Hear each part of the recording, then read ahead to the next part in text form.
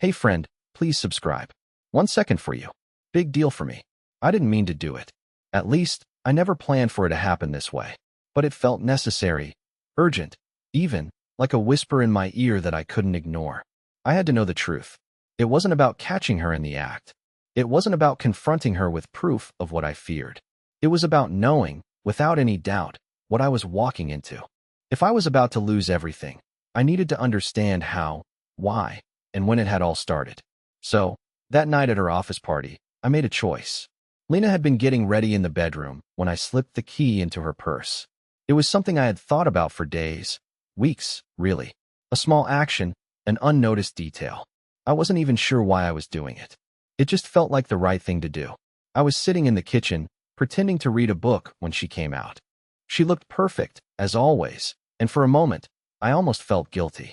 The guilt wasn't about the key or the ring I had put inside her purse, but about the fact that I had never asked her about the distance between us. "Are you sure you don't want to come?" she asked, standing by the door. Her fingers lightly touched the handle of her purse, the one she always carried to work. It was the same purse she'd taken to her office parties for years. I smiled weakly. "I'm not much of a party person, Lena." She nodded, her eyes not quite meeting mine. There was something strange in her voice, a shift that I couldn't place. She wasn't quite herself, and I couldn't shake the feeling that something wasn't right. I watched as she drove off, her car disappearing down the street. Then, without thinking twice, I grabbed my keys and headed to my office. I didn't need to be home. I just needed to be away. The night dragged on in that silent way that only a person who is waiting for something can understand. I found myself pacing back and forth, constantly checking my phone, the minutes slipping by. I had done it. I had planted the key. I had slipped the ring in, too. But now what? My mind kept circling back to the same question. What was I hoping to find? Then came the call. I didn't answer it at first. It was from her. I let it go to voicemail, my heart racing. But I couldn't resist. I dialed her number back just a few minutes later. "Hey," Lena said, her voice soft, but there was an odd tension in it. "I think I left something in my purse. Can you check it for me? The little key I keep in there." I froze. Her voice held something in it. Fear? Nervousness? It was a fleeting hesitation, but it was there. I'd been expecting this. After all, why else would she be asking me to check her purse? Why would she mention the key? "Lena," I said, trying to keep my voice steady. "What key?" "The one for the lockbox, James.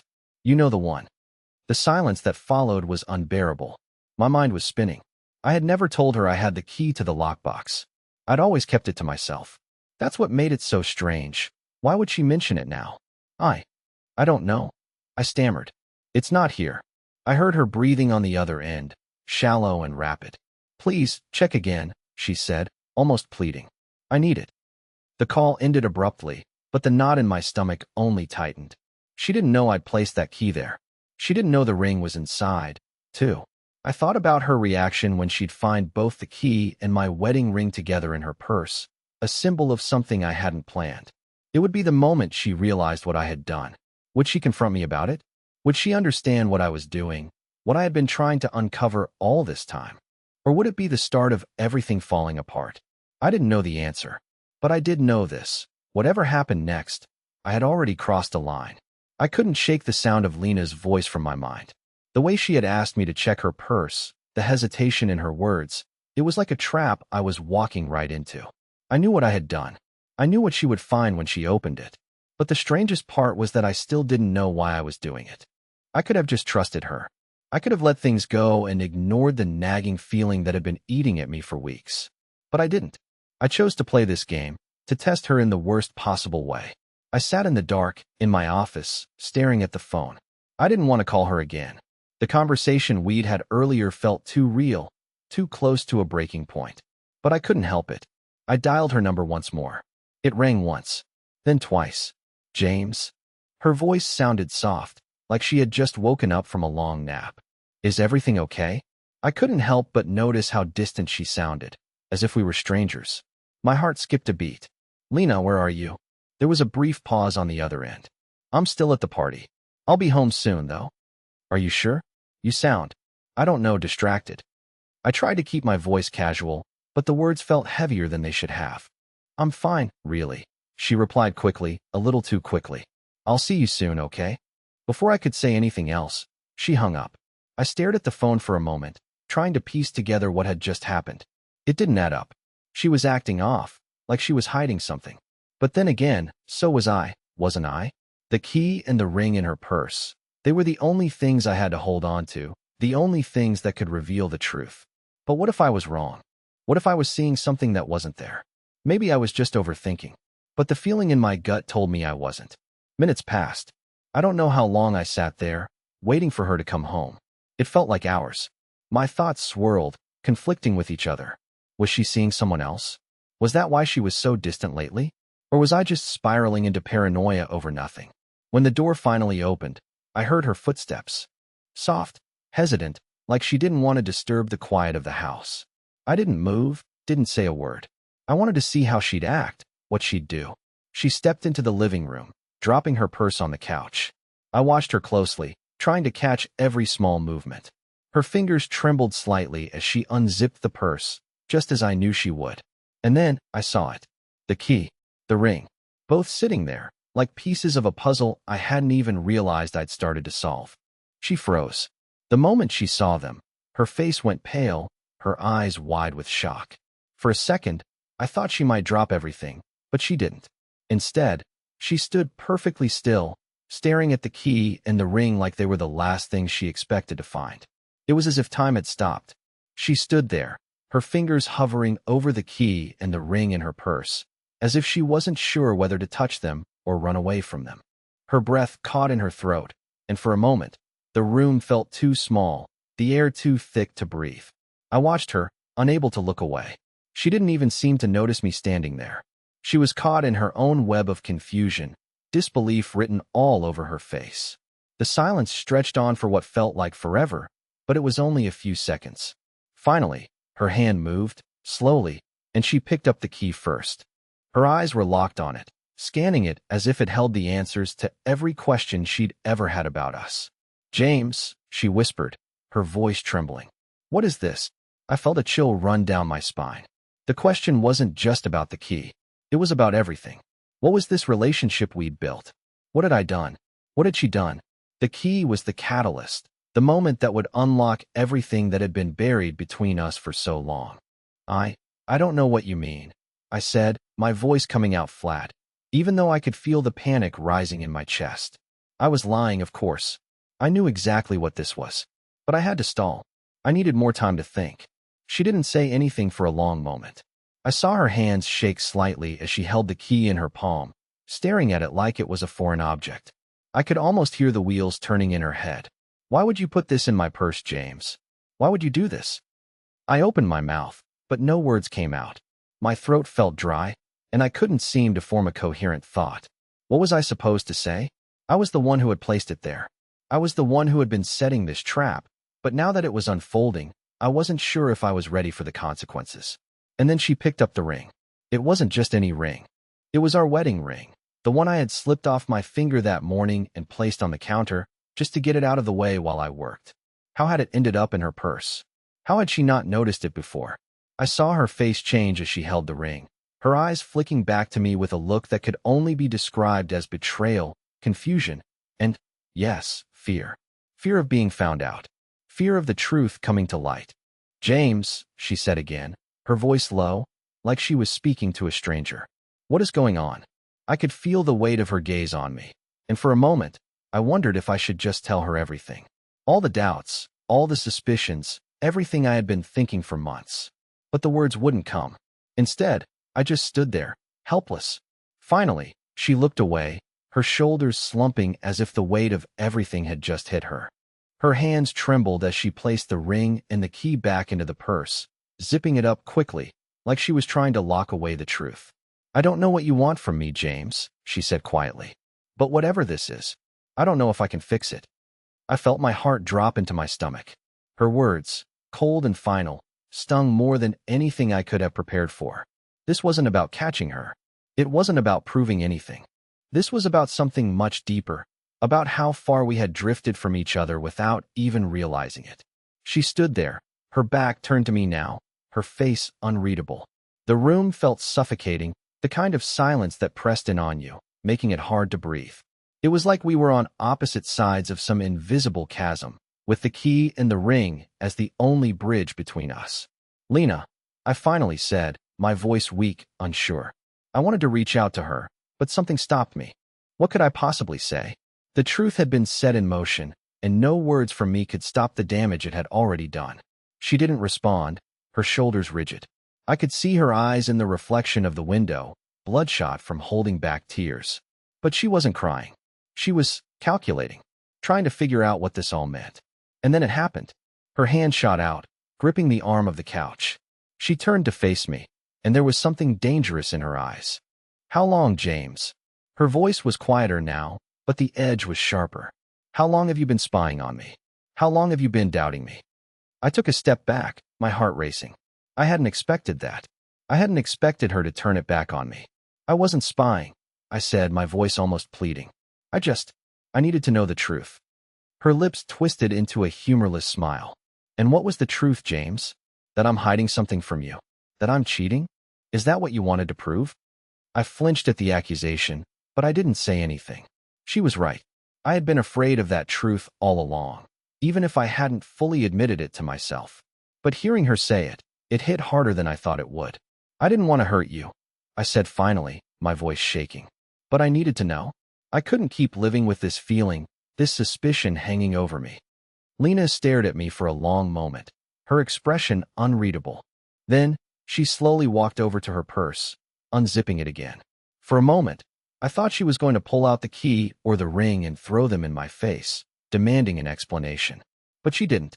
Instead, she reached into the bag, pulled out her phone, and held it up in front of me. What are you doing? I asked, a sinking feeling in my stomach. Do you remember this? She asked quietly. She unlocked her phone and handed it to me. The screen displayed a series of messages, all from a number I didn't recognize. I took the phone from her hands, my fingers trembling. There were texts, dozens of them. Messages that were so innocent at first. But as I scrolled down, my stomach churned. The messages became flirtatious, then personal, then intimate. It was Jake. The realization hit me like a punch to the gut. Jake, the colleague I had seen her with at the office party. The one I had never trusted. The one I had watched from a distance, my gut telling me something was off. But I never wanted to believe it. And now there it was, plain as day in front of me. Lena wasn't just hiding something from me. She had been hiding him, hiding the truth of their relationship. I'm so sorry, she whispered, her voice breaking. I didn't want you to find out like this. I thought if I could keep it all together, keep it hidden, it would be better for both of us. I didn't know what to say. I didn't know how to respond. The room felt like it was closing in, my chest tight with anger and betrayal, but also sadness. Sadness for the person I thought I knew, for the marriage I thought I had. I handed the phone back to her, my hands still shaking. How long? Was all I could manage to say. A year, she whispered. It's been a year. A year. I repeated, my voice barely a whisper. The words hung in the air between us, heavy with all the things we had never said, all the things we had ignored. A year. It felt like a lifetime, and yet, it was only a fragment of time. But in that year, everything had changed. I wanted to shout, to scream, to ask her how this had happened, how we had gotten here. But I couldn't. The words were stuck, trapped in my throat, choked by the weight of the betrayal. Lena's face crumpled, her tears falling silently down her cheeks. She took a step toward me, but I took a step back. I couldn't look at her. Not right now. Not after everything. I didn't want to hurt you, she said again, her voice breaking. I swear, James, I never wanted this to happen. It was just supposed to be. I don't even know how it started, but it did, and then everything just spiraled. I didn't know how to stop it. I wanted to believe her. I really did. But how could I? A year of lies, of secret meetings, of stolen moments, and I had been none the wiser. How could I go back to the woman I had once trusted with everything when she had hidden this from me for so long? I don't understand, I said, my voice tight with emotion. You've been with him for a year, and I never knew. You've been living this double life, and I was just what? Your fool? Your husband, who didn't deserve to know? Lena shook her head frantically. No, James. That's not how it was. It wasn't like that. I never wanted to hurt you. I love you. But, her voice faltered, and she paused, looking down at her hands. But I also loved him. I didn't know what to do. I felt the blood drain from my face. You loved him? The words cut deeper than I expected. I had always known something wasn't right, but hearing her admit it, it was a punch to the gut. She nodded, her head hanging low. I thought I could keep it all together. I thought I could have both. But I couldn't. I couldn't be honest with you, with myself. I wanted to say something, anything, to make sense of it, but the truth was too painful. There was nothing to say. Nothing could change the fact that the person I had loved, the person I had trusted, had been lying to me for so long. And then, as if the universe was mocking me, my eyes fell on the key. The key I had placed in her purse. The key that had started this whole damn unraveling. It was there, still sitting where I had left it, a symbol of everything that had gone wrong. Is that why you wanted the key? I asked, my voice hoarse. You wanted to use it to get out? You wanted to escape from me? Lena didn't respond right away. Instead, she just looked at the key, as if it was some kind of curse. No, she whispered. I didn't want to leave you. I wanted the key to feel like I had some control, to hold on to something, even if it wasn't real. I thought if I could keep up the illusion, I wouldn't lose you completely. For a moment, everything fell silent again. I stood there, numb, watching her break down in front of me. She was torn between the truth and the lies, between me and him. But what about me? What about the years we'd spent building something? Had they meant nothing to her? I don't know what to do anymore, she said, her voice small, almost defeated. I never wanted to lose you, James, but I don't think I can fix this. My heart ached as I looked at her, standing there, broken. I wanted to comfort her, to tell her that it would be okay, but I couldn't. Not after everything that had happened. Not after the lies, the betrayal. Maybe we can fix it, I said, my voice trembling. But first, you need to fix yourself. You need to figure out what you really want, because I don't know if I can stand by you if you're not being honest with me. Her eyes met mine, full of regret. I don't know if I can fix myself, James. I don't know if I deserve you. I wanted to say something. I wanted to tell her it was going to be okay, that we could start over, that maybe, just maybe, we could find a way back. But I couldn't. The truth was, I didn't know if I could ever look at her the same way again. Lena looked at me like I was a stranger. There was a sadness in her eyes, a deep regret, but it wasn't enough. It couldn't undo the year of lies. It couldn't fix the broken trust between us. I don't know what to say anymore, she whispered, her voice barely audible. I never wanted it to get this far. But it had. It had already gone too far. Then why didn't you tell me? Why didn't you stop it before it turned into this? I asked, the anger rising in my chest. I wasn't even sure if it was anger at her or at myself for not seeing it sooner. The betrayal, the lies, they stung more than I ever thought they would. Lena's hands were trembling as she wiped her eyes, trying to regain some composure. I thought I could handle it, James. I thought I could keep it all under control, but I couldn't. Her words hit me like a hammer, each one driving the final nail into the coffin of our marriage. I didn't know if I wanted to shout at her, to demand answers, or just walk away and never look back. I had so many questions, but none of them would change what had already happened. I didn't want you to find out like this, she said, her voice cracking. I wanted to tell you. I just didn't know how. I stood there, unable to move. My body felt numb, like I was trapped in a dream I couldn't wake up from.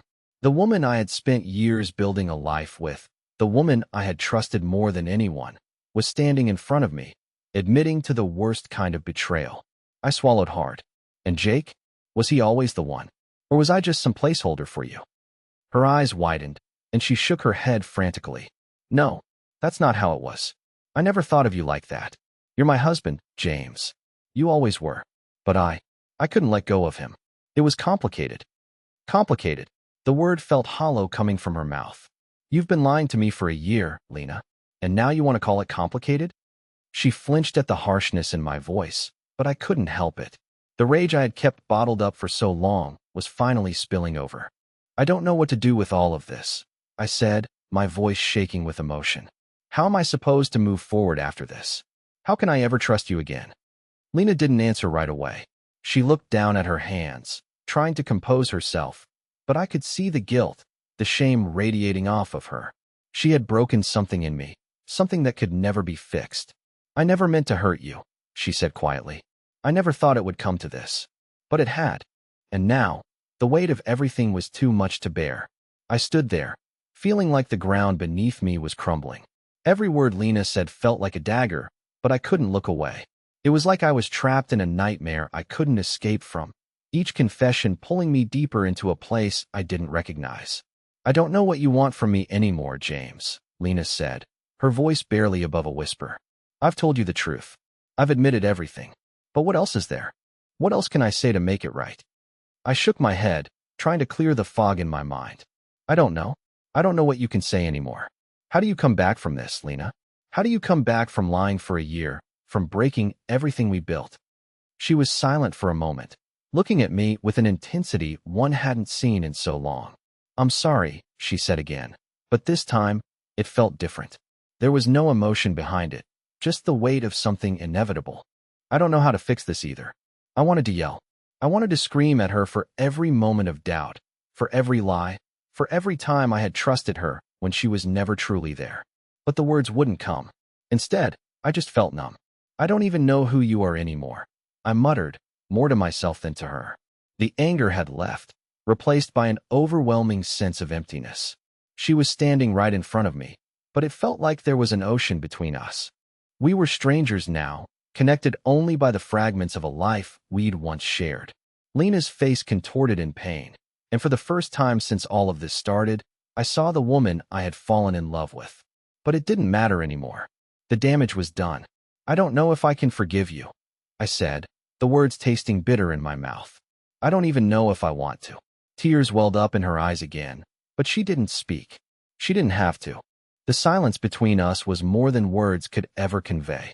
It was the space between two people who had once been everything to each other, now drifting apart without anything to hold on to. I'll leave, she finally said, her voice breaking. I'll pack my things. I don't want to make this harder for you. I stared at her, the weight of her words sinking in. She was leaving. After everything, after all the years, she was walking away. But the truth was, I wasn't sure if I wanted her to stay. How could I? How could I ever look at her the same way again after everything that had happened? The silence that followed was deafening. She stood there, waiting for me to say something, to stop her, to tell her that I still loved her. But I didn't. I couldn't. I just watched as she turned away, walking out of the room, leaving me alone with the broken pieces of everything we once had. The door closed behind her with a soft click. For a moment, I didn't move. I didn't know what to do or where to go. Everything felt like a blur, the weight of the last year crashing down on me all at once. But something inside me shifted, something I hadn't felt in a long time. Clarity. I stood up, my feet carrying me to the window. I didn't want to think about Lena, didn't want to dwell on the pain of the betrayal, the heartbreak. I had been trapped in a cycle of uncertainty, holding on to something that had already slipped through my fingers. But now, in this moment, I realized I had to let it go. The truth was, I didn't need her. Not like I thought I did. I had spent so many years defining myself by my relationship with Lena, but I was more than that. I was more than the man she had betrayed. And I was going to prove that to myself. I went to my office, opened the drawer where I kept my journal. For the first time in months, I began to write. Not just about the pain, but about what came next. I had a future ahead of me, a future I would create on my own terms. I wasn't going to be a victim of my circumstances. I wasn't going to drown in the past. Days turned into weeks, and I focused on rebuilding my life, my confidence, my happiness. I started going back to the gym, picking up hobbies I had abandoned, reconnecting with old friends. Slowly but surely, I regained the parts of myself I had lost. The wounds were still there, deep and raw, but they were healing. Then, one evening, just as I was beginning to feel like myself again, I ran into Lena. It was at a coffee shop, a small, quiet place I liked to visit in the mornings. I hadn't seen her since that night. She looked different, tired, worn down. She had lost the spark that once made her seem untouchable. I could see the guilt in her eyes as soon as she saw me. She hesitated, then walked over slowly, her steps unsure. James, she said quietly, I wanted to apologize. For everything. I know it doesn't mean much, but I am truly sorry. I looked at her for a long moment. The woman who had once been my whole world was now a stranger. And though the old pain was there, it didn't hurt as much. I had let go. I had moved on. And I realized in that instant that her apology didn't change anything. It didn't change what she had done. But more importantly, it didn't change who I had become. I don't think an apology is enough, Lena. I said, my voice calm, controlled. And I'm not the same person I was. I've moved on, and I'm better for it. Her eyes filled with tears, but I couldn't bring myself to feel sorry for her. This was the karma she had to face. The consequences of her actions were hers to bear. She had made her choices, and now I was making mine. As I turned to walk away, I felt a strange sense of peace wash over me. I didn't need revenge. I didn't need her to suffer the way I had. Life had a way of taking care of that. And in the end, I had won. I wasn't going to spend another day in the shadow of what had been. I was going to live my life for me, unapologetically. I had found my strength again. And in the end, that was the sweetest form of revenge. Please like the video and share your thoughts in the comments. I read them all.